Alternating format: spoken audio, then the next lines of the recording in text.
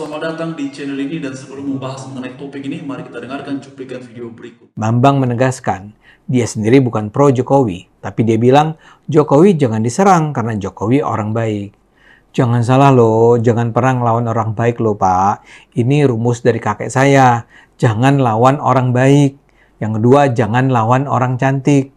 Kalah kau sama orang itu, kata Bambang.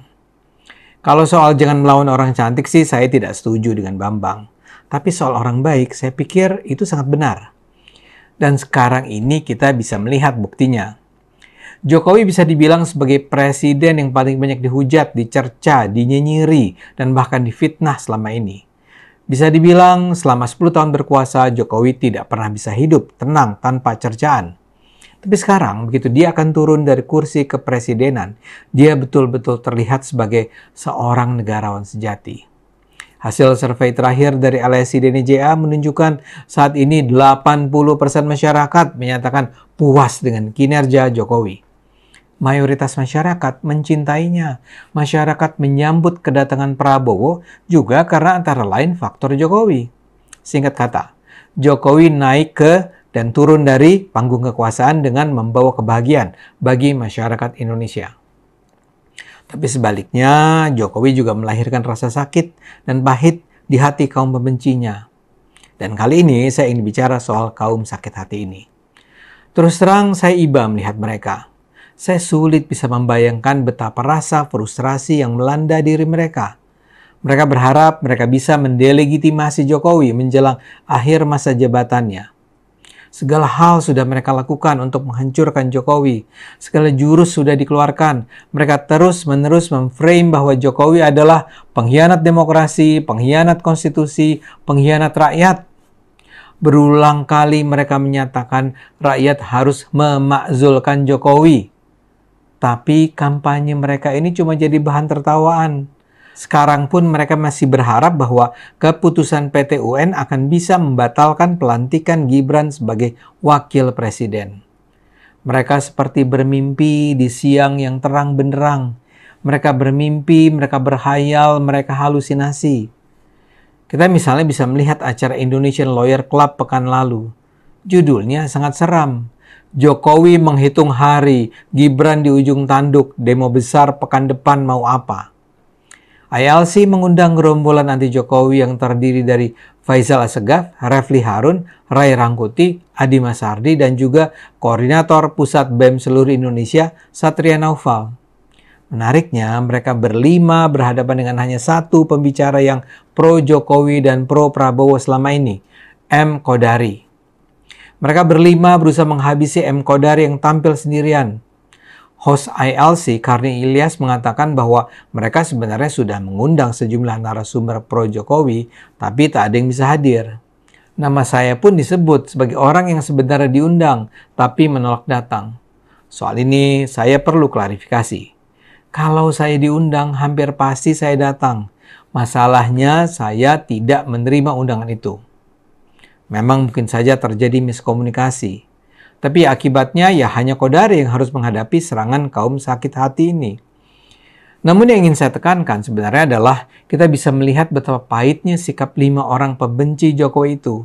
Mereka mengarang bebas, berimajinasi liar tentang kejahatan Jokowi. Sayangnya mereka kali ini harus berhadapan dengan Kodari. Dengan enteng Kodari menjawab serangan-serangan tersebut dengan sangat sistematis, tajam dan juga mengundang tawa. Kodari malah berjaya menghadapi para pembenci Jokowi yang tampil dengan semangat 45 untuk merujak Kodari dan tentu saja merujak Jokowi. Di kolom komentar salah satu media yang menampilkan berita diskusi tersebut, seorang netizen menulis begini. Mr. Q is the best. Walaupun dikeroyok, Mr. Q bisa mematahkan semua yang diundang. Itulah kejujuran dan ketulusan yang tak akan bisa dikalahkan. Setiap orang yang tidak jujur itu menipu dirinya sendiri, mengingkari hati nuraninya sendiri. Saya hanya mengutip satu komentar saja, karena saya rasa itu mewakili sebagian besar penonton saat itu. Kubu anti Jokowi itu kelihatan sangat tidak nyaman, sangat mengada-ada, tidak bisa mengendalikan diri. Dan mari kita melihat beberapa ulasan sebagai referensi dalam pembahasan ini, dan diantaranya dikatakan bahwa lawan Prabowo Gibran, omongan Bambang Pacu terbukti, jangan serang Jokowi rugi kau. Nah, pernyataan yang disampaikan oleh Bambang Pacu ini beberapa waktu yang lalu memang juga ramai sekali dibahas di ruang publik ya, dan diantaranya sebagaimana tadi sudah kita dengarkan satu ulasan yang juga disampaikan oleh Mas Ade Armando. Bahkan di sini dikatakan Bambang Pacul sebut Presiden Jokowi orang baik ya. Ade Armando katanya respect ya. Nah, tadi kita sudah dengarkan sama-sama terkait dengan reaksi ataupun respon Ade Armando mengenai pernyataan dari Bambang Pacul tersebut, dan juga beliau menyoroti mengenai Pak Jokowi yang sekarang ini bukan lagi Presiden Republik Indonesia karena beliau Pak Jokowi ini sudah menyelesaikan masa jabatannya sebagai Presiden RI, dan sekarang beliau adalah warga biasa,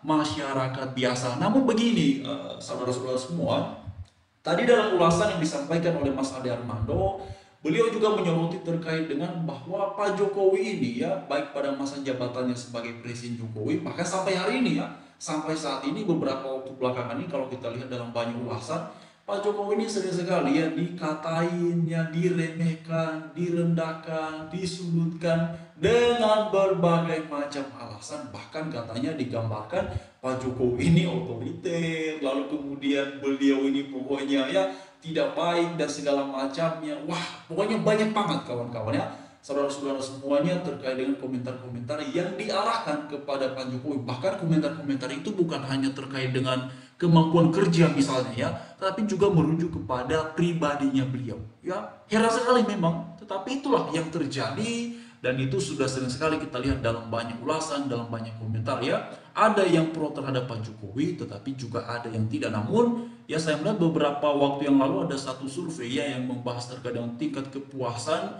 terhadap Pak Jokowi yang menjelang beliau menyelesaikan masa jabatannya. Itu ada ya, pertama itu adalah 80%. Wah, itu angka yang sangat tinggi sekali. Lalu kemudian ada lagi satu ulasan itu yang membahasnya adalah 75%.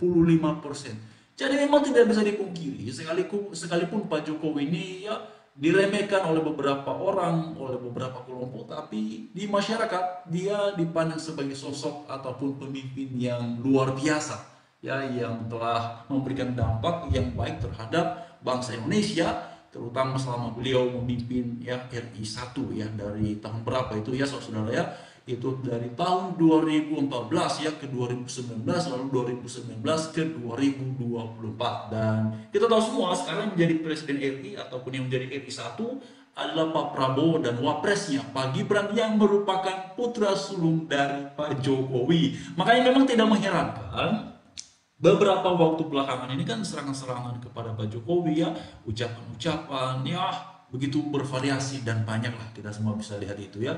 Sampai sekarang masih banyak yang mungkin ya bisa dikatakan dalam tanda kutip sakit hati kah, ataukah merasa kecewa kah dengan Pak Jokowi, ya itulah saudara-saudara ya. Bagaimana? Apakah kalian yang menyimak ini termasuk yang suka, yang menganggap Jokowi pemimpin yang baik, ataukah sebaliknya? Silakan ya, masing-masing saudara-saudara punya kebebasan untuk mengekspresikan pendapatnya di channel ini ya melalui kolom komentar yang sudah tersedia. Tapi kalau saya secara pribadi melihatnya begini ya, kalau baik mari kita katakan baik, kalau tidak baik ya kita katakan tidak baik ya. Terlepas dari banyaknya pro dan kontra, kalau saya sih mencoba selalu melihatnya ya kalau ya ya, kalau tidak tidak ya, begitu aja posisinya ya saudara-saudara. Lalu mari kita melihat lagi terkait dengan dinamika politik yang sedang berlangsung di bangsa kita di Indonesia beberapa waktu belakangan. Lagi-lagi ini mengenai Pak Jokowi, bahkan beberapa jam lalu juga sedang ramai ini ya. Ini sedang heboh terkait dengan satu ulasan ya di dalam sebuah podcast yang narasumbernya adalah Hasto dan juga Koni. Itu kan ada katanya Hasto ini ya mau tersangka katanya saudara ya. Wah, saya juga lihat tadi ya di sini ya, di sini bahkan ada informasi 1 jam yang lalu Hasto Kristianto katanya klaim ya diincar jadi tersangka karena singgung Jokowi ya. Belak-belakan Hasto Kristianto ungkap skenario Jokowi untuk terus bisa berkuasa katanya. Nah, memang ini tentang berkuasa ini kan itu ramai ya beberapa bulan yang lalu perihal Pak Jokowi katanya mau 3 periode.